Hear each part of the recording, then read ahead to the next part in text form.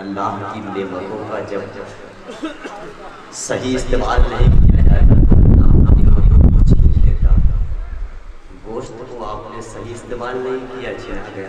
اللہ کے واسطے نعرے کا صحیح استعمال کرے گا ورنہ یہ نعمتیں بھی چھین لی جائے گی، ہمارے سب کچھ چھین لیا جائے. جہاں پر خدا کے نام پہ جو جان نثار کرتے ہیں، خدا کے نام پہ جو جان نثار کرتے ہیں، انہی سے سرور عالم بھی پیار کرتے ہیں، انہی سے سرور عالم بھی پیار کرتے ہیں. قسم خدا کی میرے مصطفیٰ کے دیوانے بغیر کشتی سمندر کو پار کرتے ہیں. قسم خدا کی میرے مصطفیٰ کے دیوانے بغیر کشتی سمندر کو پار کرتے ہیں. جناب بلال ٹاٹوی صدق اللہ سے آپ نعت و منقبت کی اشعار سماعت کر رہے تھے. منبر پاک مصطفیٰ علیہ السلام پر آپ کے دلوں کی دھڑکن شاعر اسلام جناب قادری صاحب تشریف رکھتے ہیں. مگر سورج کے نکلنے میں ذرا دیر تو ہوگی، ماحول بدلنے میں ذرا دیر تو ہوگی. میری فہرست میں ایک ایسا خطیب موجود ہے جو بہت کم وقت میں تبلیغ کرنے کے ساتھ میں چاہتا ہوں کہ بیداری کے ماحول میں اس عظیم الشان خطیب کو سماعت کر لیا جائے. یہ میری اپنی رائے نہیں ہے، جناب استاد قادری صدق اللہ کی یہ خواہش ہے کہ ان کی تقریر میں خود سنوں گا، مجھ سے پہلے ان کی تقریر کراتی ہے. اس لیے 30 منٹ کے اندر اپنے تقریر کے کو سمیٹ لیں گے. علامہ کلیم اشرف رحمۃ اللہ کے عظیم الشان گفتگو معتبر لہجے کے مالک جناب کلیم اشرف رحمۃ اللہ کا استقبال پرجوش نعروں کے ساتھ کر لیں. نعرے تکبیر! ایک شاندار خطاب سننے کے تیار ہو جائیں. ماحول ایسا بنائے، تیر تلوار نہ نفرت سے لڑی جاتی ہے، تیر تلوار نہ نفرت سے لڑی جاتی ہے، اسلحہ فوج نہ کثرت سے لڑی جاتی ہے. یہ صدا آتی ہے بغداد کے صحراؤں سے، جنگ ایمان کی قوت سے لڑی جاتی ہے. نعرے تکبیر! نعرے رسالت! خطبہ اہل سنت فیضان حضور حافظ ملت انجمن برکاتیہ علامہ کلیم اشرف صاحب قبلہ نعمانی. نعرے تکبیر! نعرے پتھر سمیٹ کر لے جا رہا تھا ایک قلندر سمیٹ کر، ہونے لگا جو ذکر لعاب رسول کا، حکمہ تمام چل دیے دفتر سمیٹ.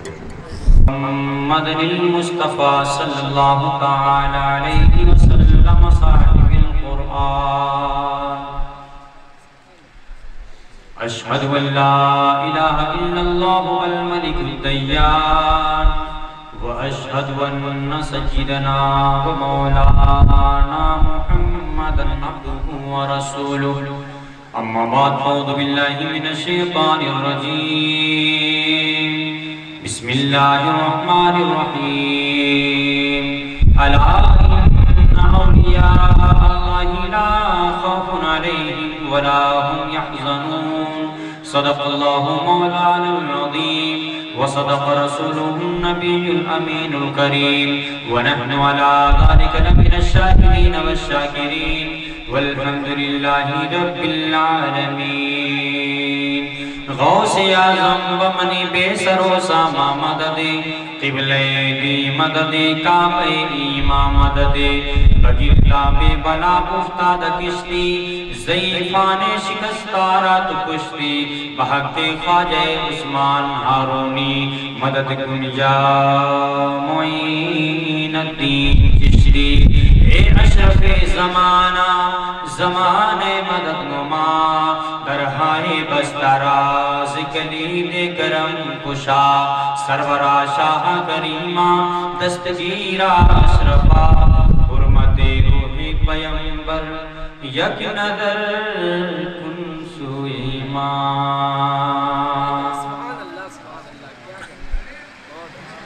حضرات محترم، سر شام سے اب تک آپ محفل رسول کی زینت میں بیٹھے ہیں. بڑے اچھے انداز میں آپ پروگرام کو سماعت کر رہے ہیں. اور ہلو آواز کچھ نہیں اور بڑھائیے چھوڑ کے ہلکا ہی کو رکھیے. آپ سب لائق مبارکباد ہیں کہ محفل رسول میں حاضری دے کر آپ اسے اچھے انداز میں سن رہے ہیں. آج اس پروگرام میں ایک وہ شخص آیا ہے جسے ہم نہیں بلکہ آپ سب کو بھی مبارکبادی پیش کرنی چاہیے. وہ نام لمرا ایجنسی کے بانی، اس کے مینیجر بڑے بھائی محترم نوشاد علی صاحب، جو آج سنیت کے لیے ایسا کام کر رہے ہیں جو ایک خود اپنے آپ میں ایک مثال رکھتی ہے. سال 2 سال کے پہلے ہندوستان کی زیادہ تر ویب سائٹ پر اور بالخصوص یوٹیوب پر اہل سنت والجماعت کے علاوہ دیگر جتنے باطل فرقے ہیں سب کی تقریریں ویڈیوز میں پڑی رہتی تھی، جسے ہمارے سنی نوجوان بھی سن کر اس سے گمراہ ہو رہے تھے. لیکن لمرا ایجنسی اس وقت ہندوستان کے بڑے بڑے اور چھوٹے بھی سبھی علماء کرام کی اچھی تقریریں جلسوں سے ریکارڈ کر کے اسے یوٹیوب پر ڈالتے ہیں، جسے آج صرف ہندوستان نہیں بلکہ پوری دنیا دیکھ رہی ہے اور اپنے ایمان کو مضبوط کر رہی ہے. یہ بہت اچھا کام ہے. اللہ تعالیٰ ان کی عمر میں برکت عطا فرمائے اور اہل سنت والجماعت کے لیے انہیں کام کرنے کی توفیق عطا فرمائے. میں ایک شعر آپ حضرات کے حوالے کرتا ہوں اور دیکھتا ہوں کہ آپ مجھے کس طرح سے سننا چاہتے ہیں. ایک شاعر کہتا ہے، نبی کے چاہنے والے ہیں جتنے تن کے بیٹھے ہیں. نبی کے چاہنے والے جتنے تن کے نبی کے چاہنے والے ہیں جتنے تن کے بیٹھے ہیں، وہ دھوکے سے چلے آئے ہیں جو بے من کے بیٹھے ہیں. فیصل بھائی، دھوکے سے چلے آئے ہیں جو بے من کے بیٹھے ہیں. نبی کے چاہنے والے ہیں یہ جتنے تن کے بیٹھے ہیں، وہ دھوکے سے چلے آئے ہیں جو بے من کے بیٹھے ہیں. اور نعرہ لگانے والے اب کہاں گئے؟ نبی کی چاہنے والے ہیں جتنے تن کے بیٹھے ہیں، وہ دھوکے سے چلے آئے ہیں جو بے من کے بیٹھے ہیں. سبھی باراتیوں سے کہہ دو کہ جلدی چلے آئے، میرے سرکار آج دولہا بن کے بیٹھے ہیں.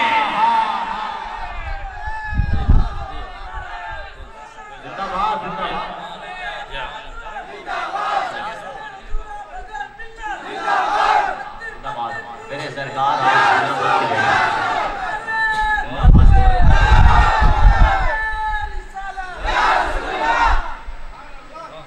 سبھی باراتیوں سے کہہ دو کہ جلدی چلے آئے، میرے سرکار آج دولہا بن کے بیٹھے ہیں. اور حضرات ایک اور شعر آپ سماعت کر لیں. شاعر کہتا ہے، نفس کی بھوک ہے جنت کی تمنا کیا ہے. آپ سن رہے ہیں، بہت اچھا سن رہے ہیں. اور یہ اعظم گڑھ کا شہر، یہاں کون نہیں سمجھے گا، اسے کون کہہ سکتا ہے. حضرات شعر سنیں کہ نفس کی بھوک ہے جنت کی تمنا کیا ہے، ان کے بیمار سے پوچھو کہ مدینہ کیا ہے. نفس کی بھوک ہے جنت کی تمنا کیا ہے، ان کے بیمار سے پوچھو کہ مدینہ کیا ہے. اور ایک پلو میں سما جائیں گے سب ماہ و نجوم، چادر فاطمہ زہرا کو سمجھتا کیا ہے. ایک پلو میں سما جائیں گے سب ماہ و نجوم، چادر فاطمہ زہرا کو سمجھتا کیا ہے. اور حضرات چونکہ وقت کی قلت دامن گیر ہے، میں بغیر کسی تاخیر کے میں جس ٹاپک پر بولنا چاہتا ہوں 2-4 حدیثیں میں آپ کو بالخصوص سنانا چاہتا ہوں. آپ حضرات محبت کے ساتھ سماعت فرمائیں. آج وقت ہمارے پاس بہت کم ہے. اس لیے میں چاہتا ہوں کہ اس سننے اور سنانے سے قبل ہم اور آپ آقائے نامدار مدنی تاجدار کی بارگاہ میں کسلام محمد کے ساتھ ایک بات اور شریف پڑھ دیں۔ اللہم صلی علی سیدنا و شفینا حبیبنا طبیبنا کریمنا مولانا محمد بارک وسلم صلی اللہ علیہ صلاۃ و سلام علیک یا رسول اللہ صلی اللہ تعالی علیہ وسلم۔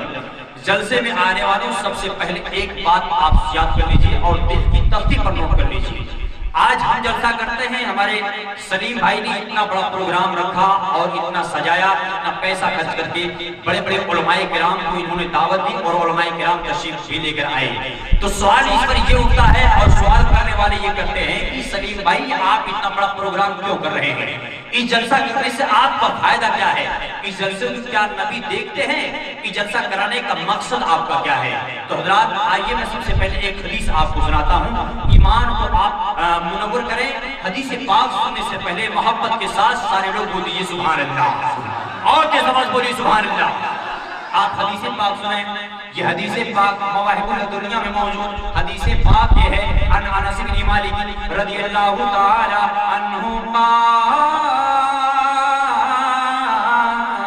قال رسول اللہ صلی اللہ تعالی علیہ وسلم ان اللہ رفع الدنیا وانا انظر الیہا الى ما هو کائن فیہا الى یوم القیامت کانما انظر الى کف هذه سبحان اللہ۔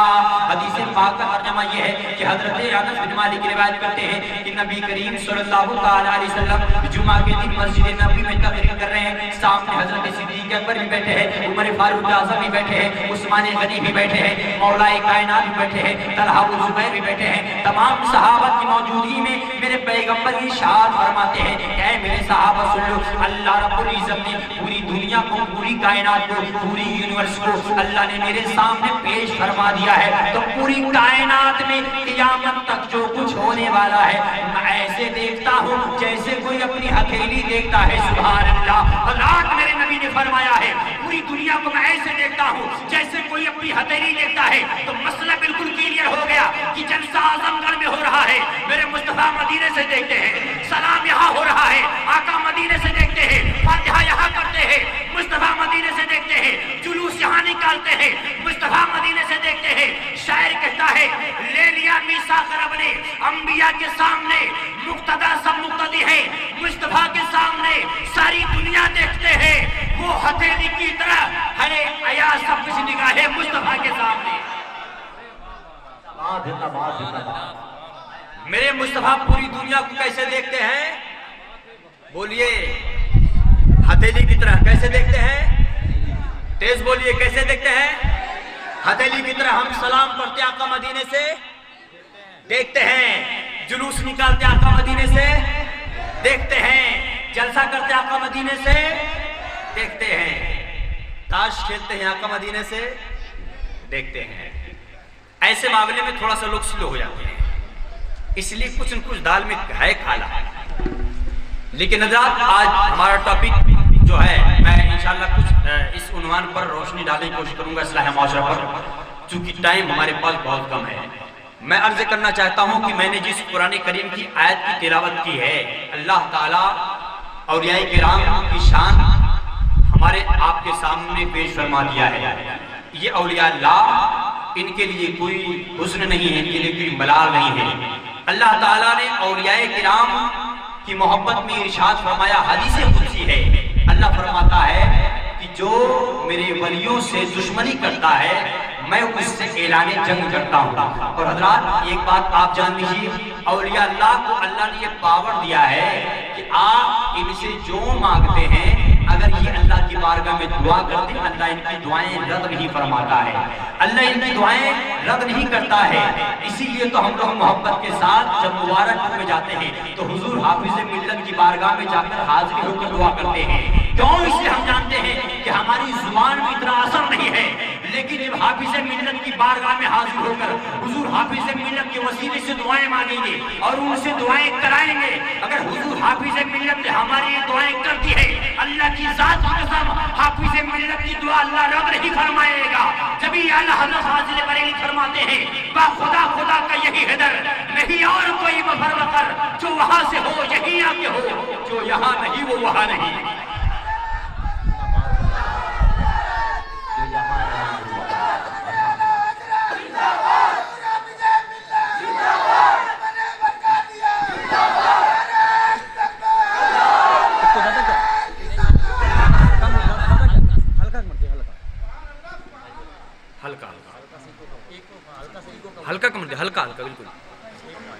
حضرات آپ دیکھیں تو میں عرض کر رہا تھا کہ ہم لوگ حضور حافظ ملت کی بارگاہ میں دعائیں کیے تو اللہ دوبارہ نہیں فرمائے گا. اب لوگ کہتے ہیں بھیا آپ حافظ ملت کی بارگاہ میں جا کر دعائیں کرتے ہو، یہ کہاں سے ثابت ہے؟ یہ تو شرک ہے، یہ تو جائز نہیں ہے اسلام کے اندر. لیکن ایک حدیث سنا دوں میرے بھائیوں، اللہ کی قسم آپ بریلی جا کر دعا کریں یا آپ پشاور شریف جا کر دعا کریں یا آپ بہرائچ شریف جا کر حاضری دیں، یہ ناجائز شرک اور بدعت نہیں ہے، بلکہ یہ محمد عربی کے غلاموں کی سنت ہے. آئیے ایک حدیث سنا دوں آپ کے ایمان کی تازگی کے لیے، جتنے لوگ سننا چاہتے ہیں محبت کے ساتھ بولے سبحان اللہ اور تیز بولے سبحان اللہ. اب حدیث پاک سنیں آپ، حدیث پاک، یہ حدیث پاک کنز العمار موجود حدیث پاک یہ ہے. ان مالک داری رضی اللہ تعالی عنہ قال اصاب الناس قحط في زمن عمر بن الخطاب رضی اللہ تعالی عنہ قال فجاء رجل هو بلال بن حارث المزني صحابي الى قبر النبي صلی اللہ تعالی علیہ وسلم فقال يا رسول الله استسق الله لامتك فانهم قد هلكوا فاتى النبي صلی اللہ تعالی علیہ وسلم في منامه فقال يا ايها الرجل ائت عمر فقراه السلام واخبرهم انهم سيسقون. سبحان اللہ. حدیث پاک کا ترجمہ سنیں. حضرت مالک روایت کرتے ہیں کہ میرے نبی کے دوسرے نمبر کے خلیفہ حضرت فاروق اعظم کے زمانے میں قحط پڑ گئی، بارش نہیں ہو رہی ہے، سارے گڑھے سوکھ گئے، پانی سوکھ گیا، کہیں پانی نظر نہیں آ رہا ہے، انسان پانی کے لیے پریشان، جانور بھی پانی کے لیے پریشان، جانور مرنے لگے، سبزیاں سوکھ گئی، درخت بھی سوکھنے لگے، سارے لوگ پانی کے لیے پریشان. سارے لوگوں نے مٹی کی اکٹھا کی، سارے صحابی جمع ہوئے، سارے لوگ میٹنگ میں بات کرتے ہیں اے لوگ سن لو، جب نبی کے زمانے میں بارش نہیں ہوتی تھی ہم لوگ اللہ کے رسول سے دعائیں کراتے تھے، لیکن آج بظاہر ہمارے نبی ہمارے سامنے موجود نہیں تو ہم دعائیں کن سے کرائیں؟ ابھی لوگ آپس میں بات کر ہی رہے تھے کہ انہی سارے صحابہ میں ایک صحابی رسول تھے جن کا نام حضرت بلال بن مزنی صحابی ہے، وہ نبی کے صحابی، وہ محفل سے نکلے ڈائریکٹ رات کی تاریکی میں میرے مصطفیٰ کی قبر پہ گئے، میرے نبی کی بارگاہ میں گئے، میرے نبی کے مزار کو پکڑ کر لپٹ کے عرض کرتے ہیں یا رسول اللہ استسقی اللہ لامتک فانہم قد ہلکوا. یا رسول اللہ اللہ سے پانی دلوا دیا، امت ہلاک ہو رہی ہے، اللہ سے پانی دلوا دیجئے. حضرات محترم اللہ کے رسول سے پانی مانگ رہے ہیں، ابھی صحابی مانگ ہی رہے تھے کہ ان کو نیند آ گئی. میرے آقا خواب میں تشریف لائے، میرے پیغمبر نے فرمایا اے میرے غلام رونے کی ضرورت نہیں ہے، گھبرانے کی ضرورت نہیں ہے، جا میرے عمر سے میرا سلام کہنا اور جا ساری دنیا کو خوشخبری سنا دے کہ اللہ پانی برسانے والا ہے. سبحان اللہ. حضرات محترم صحابی کی آنکھ کھلی، وہاں سے آئے فاروق اعظم کو بتایا کہ اے فاروق اعظم اللہ کے رسول نے خواب میں آپ کو سلام کہا ہے اور میرے نبی نے یہ بھی بتایا ہے کہ اللہ پانی ضرور برسائے گا. ابھی فاروق اعظم سنتے ہیں تو فاروق اعظم نے کہا اے بلال سن لو، جب میرے پیغمبر نے خواب میں آ کر یہ بتایا ہے کہ اللہ پانی برسائے گا تو اللہ پانی ضرور برسائے گا. ابھی کہنا ہی تھا کہ دھوپ کی بدلی ہو گئی، اچانک بارش شروع ہو گئی، اتنی بارش ہوئی کہ پہلے صحابہ پانی کے لیے پریشان تھے مگر اب پانی سے پریشان ہے. حضرات محترم اب کہنے کا مطلب یہ ہے کہ اگر نبی کے آستانے پر جا کر دعائیں کرنا، بزرگان دین کے آستانے پر جا کر دعائیں کرنا اگر شرک اور بدعت ہے تو حضرت بلال نے جا کر دعا کیوں کیا؟ حضرت بلال کا نبی کی بارگاہ میں جا کر دعا کرنا اس بات کی دلیل ہے کہ نام نبی سے دلوں کو سرور ملتا ہے، نگاہ فکر کو تازہ شعور ملتا ہے، اور نصیب کیسا بھی ہو نام محمد لے کر خدا سے جو بھی مانگو ضرور ملتا ہے. خدا سے جو بھی مانگو ضرور ملتا ہے.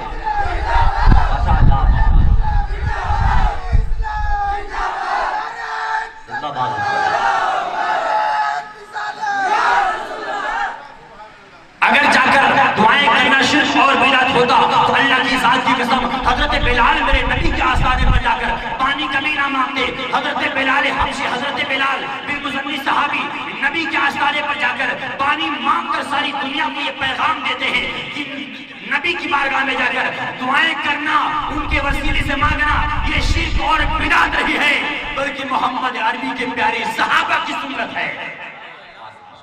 اس لیے اگر ہم کچھوچا جا کر دعا کریں تو یہ بھی گناہ نہیں بلکہ کس کی سنت ہے؟ حضرت بلال کی. کس کی سنت ہے؟ حضرت بلال کی.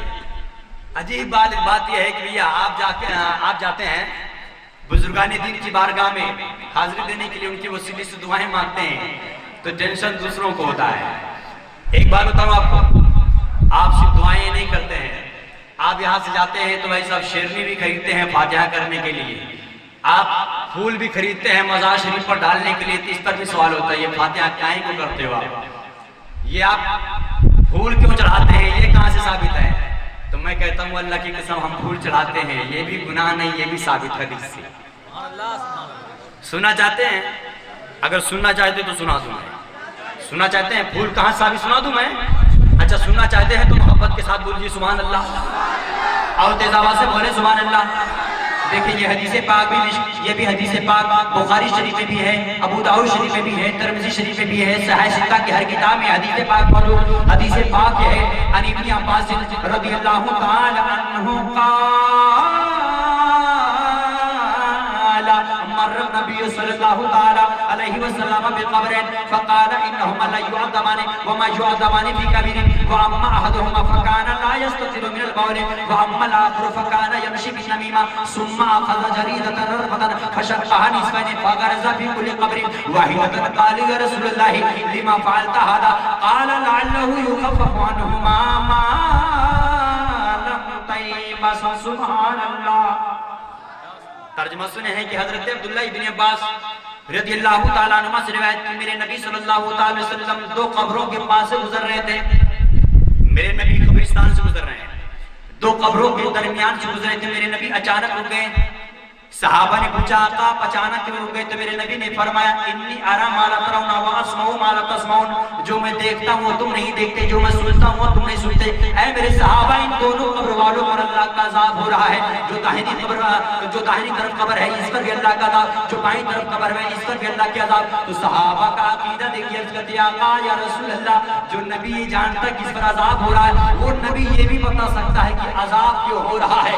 آج لوگ کہتے ہیں کہ نبی دل میں غیب نہیں ہے۔ ارے میرے بھائیو سن لو، اگر نبی دل میں غیب نہیں ہے تو میرے نبی نے کیسے بتایا کہ زمین کے اندر قبر والوں پر عذاب ہو رہا ہے؟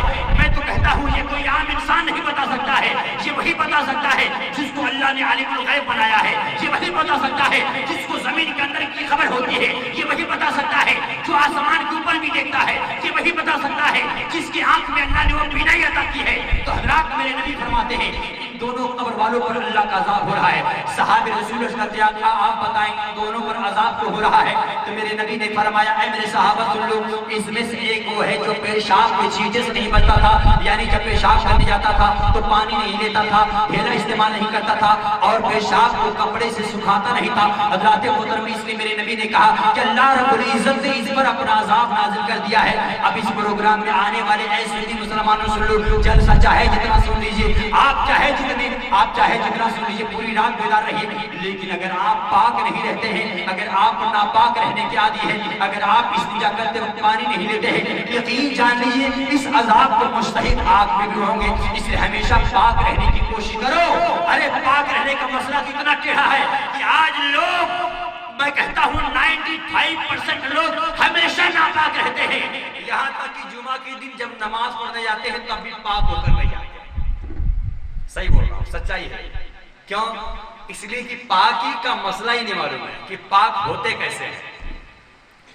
ایک ہفتہ جو کپڑا پہن کے کھڑے ہو کر پیشاب کریں گے، جمعہ کے دن جب جائیں گے تو کپڑا پہن کے آرام سے غسل کر کے پہنچ گئے مسجد، تو پتہ یہ چلا کہ وہ خود پاک نہیں ہوئے ہیں، بلکہ جو بالٹی لے کر غسل کر رہے تو بالٹی میں ناپاک کر دیا۔ اس لیے میرے بھائیوں ہمیشہ پاک رہنے کی کوشش کریے۔ میرے پیغمبر نے فرمایا الطہارۃ من نصف الایمان، پاکی آدھا ایمان ہے، پاکی ایمان کا حصہ ہے، اس لیے ہمیشہ پاک رہنے کی کوشش کرو۔ تو میرے نبی نے فرمایا دوسرا وہ ہے جو ہمیشہ چغلخوری کیا کرتا ہے۔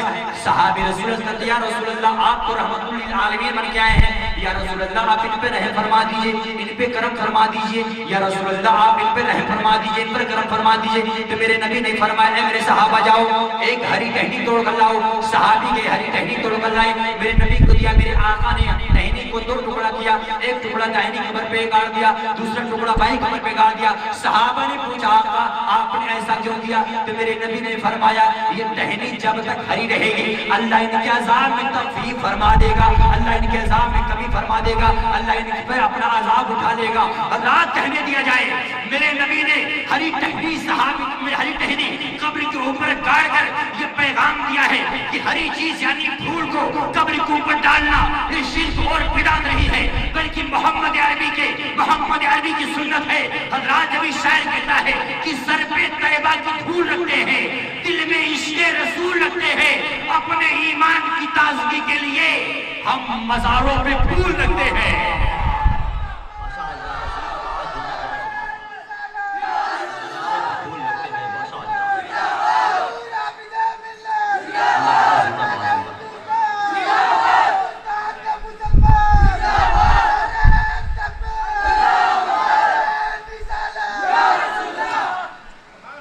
फूल डालते हैं, ये भी सुन्नत है, मेरे नबी की सुन्नत। और जब फातिहा करने जाएं तो ये काहे फातिहा कर रहे हैं आप?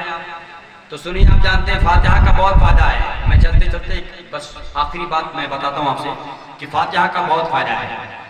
जानते हैं एक दुकान पर 1 किलो बर्फी बची थी, तो एक सुन्नी आदमी पहुंच गया बर्फी खरीदने के लिए, और